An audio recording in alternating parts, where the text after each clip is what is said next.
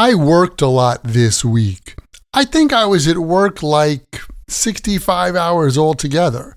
So when I was done last night, I was like so tired. I fell asleep on the sofa with my clothes on. And when I woke up, it was like already light outside and the birds were singing. Even though it was like 5 a.m., I was wide awake. Welcome to another Happy English podcast coming to you from New York City. And here's your English teacher, Michael. All right, thank you, Jan, and thanks, everyone. It's Michael here from Happy English, and I help people speak English better. This is Happy English Podcast, episode 820, Conversational Like. Hello and welcome. Thanks for joining me for another episode of the Happy English Podcast. I'm your English teacher, Michael, and I'm so glad you've decided to tune in and check it out. Today, we're going to look at another common word in English, and that word is like.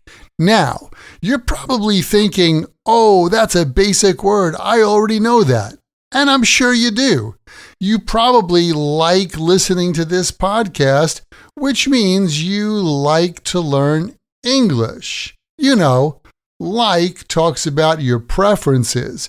But in casual conversational English, like is used in a number of interesting ways, and I'd like to show you that today.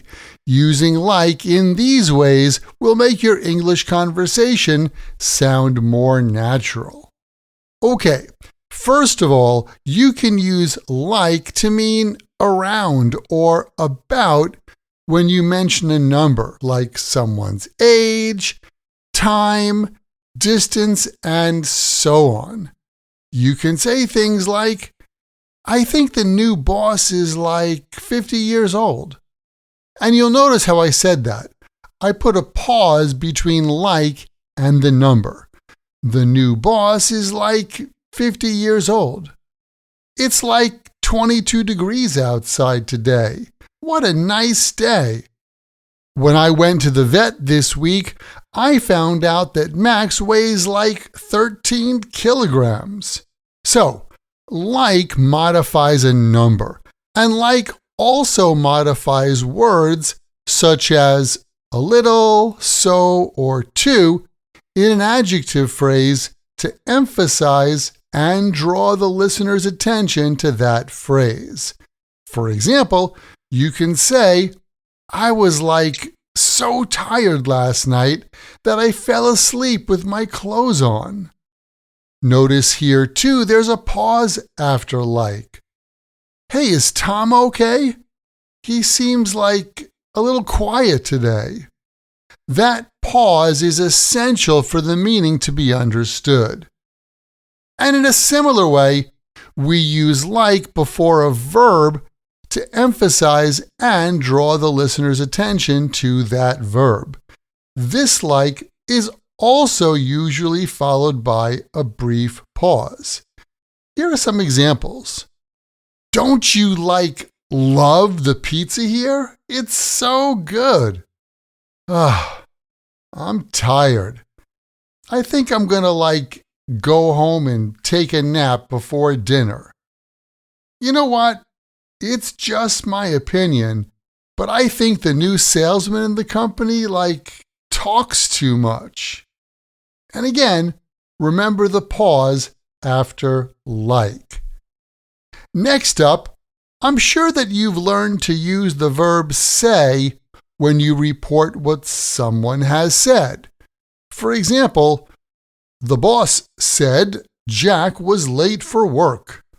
And I'm also sure that you learned to use the verb ask when you report another person's question, like the boss asked Jack why he was late.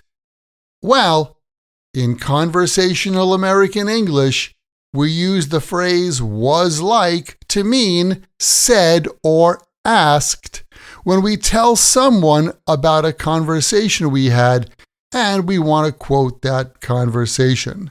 This is a casual way to talk to someone about what was said in another conversation. When I saw my friend Paul yesterday, it looked like he was in a hurry. I was like, "Where are you going?" And he was like, "I'm late for a meeting." So I was like, "What happened?" And he was like, "I overslept." And then I was like, "Good luck." Man, that guy is always late for everything. He'll probably be late for his own funeral someday. Keep in mind, the best way to remember English like this, and any other word or phrase in English, is to take that word or phrase, write it in a sentence that's true for you or true in your world, and then memorize your sentences. And remember this, you can get more practice using your English when you join my Podcast Learners Study Group. There, you can make new friends. Join us for live group lessons every week where we practice these podcast lessons together.